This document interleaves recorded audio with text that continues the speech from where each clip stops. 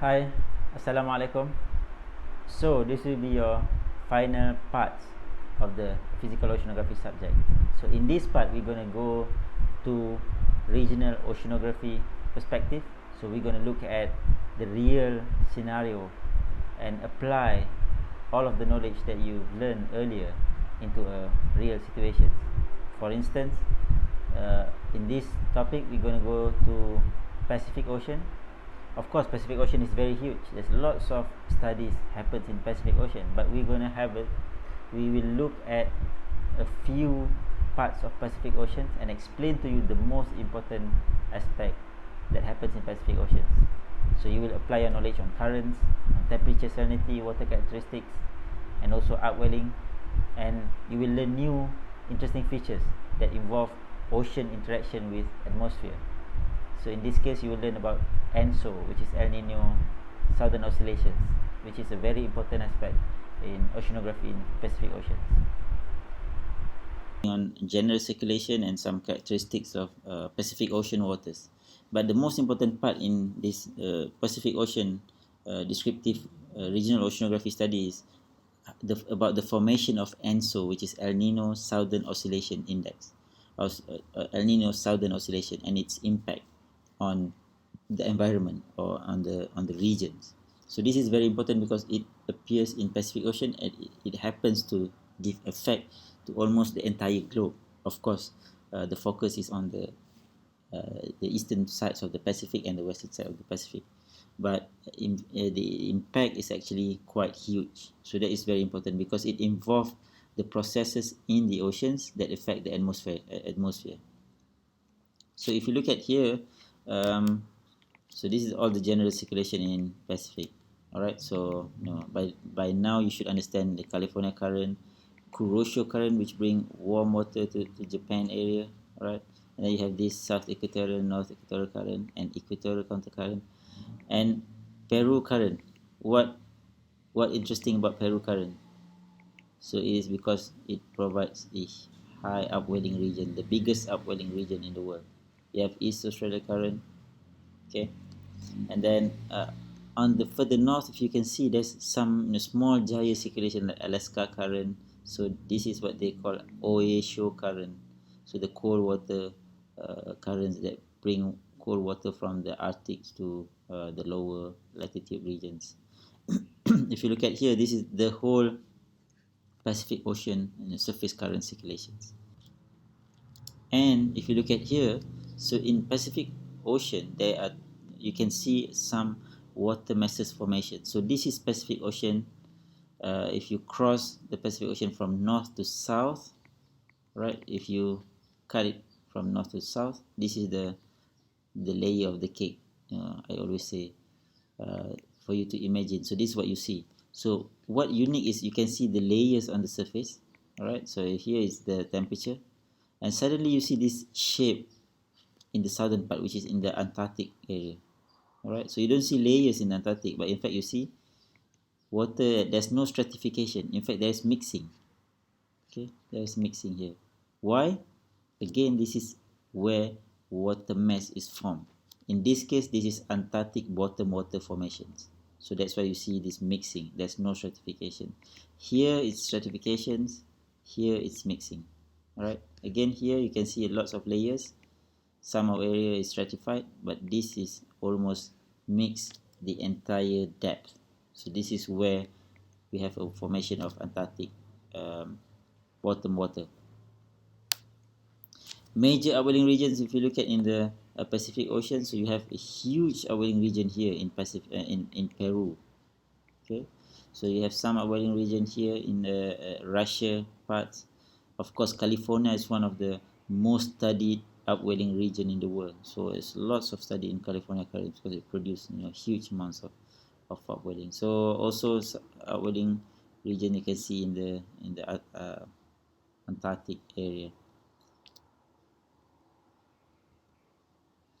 Alright, so we don't go much into these characteristics because basically you already understand the current and the water characteristic and some upwelling. But the most important part of this Pacific Ocean study you need to remember is the formation of El Niño Southern Oscillations. Alright, so El Nino Southern Oscillation, if you look at a normal condition, so this is what happens in the Pacific. So you have a very warm pool of warm water here in the Western Pacific. So you get less warm water because you have this cool water being pushed to the north, and then you have upwelling region here, bringing cooler water to the surface. So you get here at the same latitude. This is 25 degree, this is 30 degrees, which is huge difference, which tells you that this area is cool. Usually cool area is dry, and then this is warm, and warm area is wet because lots of evaporation and precipitation and raining because there's lots of clouds. Right, so when you have a very warm water, this warm area tend to have lots of clouds, and these clouds will tend to give you lots of rain. So this is the normal condition. So we know that Asia Pacific, Southeast Asia region, and then Australia, north of Australia is very have a hot and wet condition throughout the year, and Peru have less rain during a normal year or normal condition where you have this warm pool of water and then cool area. So what interesting is this area, scientists define this atmospheric circulation dynamic Walker cell. Walker cell works similar to Hadley cell, Ferrel cell. When we learn about atmospheric circulation, you remember we learn about the cell system in the global scale. So this is in the Pacific Ocean scale. There is a Walker cell where you have this cool water move, air move to the warm air area, and then it creates this circulation light. They call it Walker cell.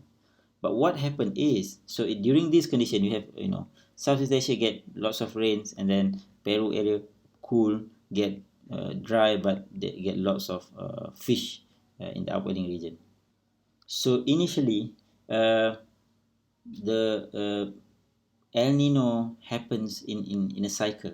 So it happens once in every 3 to 7 years. So usually it lasts about 1 year.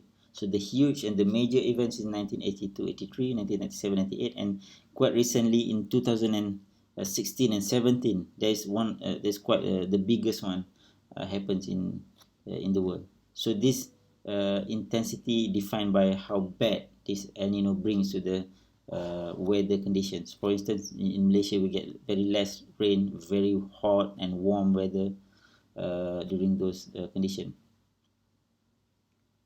So usually it is initially referred as a weak, warm current appearing annually around Christmas time in the Ecuador and Peru. So what happened is they start to realize that they get very little amounts of upwelling and less fish during those seasons, but they get more rain. So at the beginning, that's how they understand the El Nino is coming. So but now with new understanding, and scientists define it more clearly through the statistic and information data from the atmosphere, so you get a much better information about El Nino. So during El Nino condition, what happened is, this is a very important thing you need to understand. Walker cell shift to the center of the Pacific Ocean. It brings this warm pool of water in the middle to the middle of Pacific Ocean. This warm water should be in the Southeast Asia, or the Eastern Pacific. But now it moves to the center, and it brings rains, more rains to the Peru area, because Peru never get lots of rain. They are quite dry. So I mean, El Nino usually bring them rain, and what happened here is at the same time you see the thermocline start to deepen, which reduce the amounts of upwelling. So that's what happened during El Nino. And then there is another phenomena which happens in the opposite, which is La Nina. So La Nina is referred to the cooler water that is found in the Eastern Pacific Ocean, which is again the Walker cell shift back to the east, but more inwards to the eastern part, which leave the area of Pacific Ocean become cooler than normal. So after El Nino, usually La Nina follows, but not necessarily. But most of the time, La Nina will follow after El Nino. So Walker cell move to westward. In fact, more towards Indonesia and Malaysia inland. So it brings lots of rain in this region. All right. So you can see here during La Nina, opposite things happen. So you can see thermocline goes up to the surface, create very strong upwelling, and this Walker cell move very far in towards the east and brings this warm pool of water and rains towards the Southeast Asia, north of Australia and Indonesia. So it brings more rain to our region, so it brings more upwelling. So somehow we can say that La Nina is good. Okay, it's better than El Nino in terms of what it brings to our region. So if you look at here from the data, so you can see this is from the satellite images. So this is the condition during La Nina. So you can see a very, very warm area and very strong. This warm area will create strong precipitation and rain.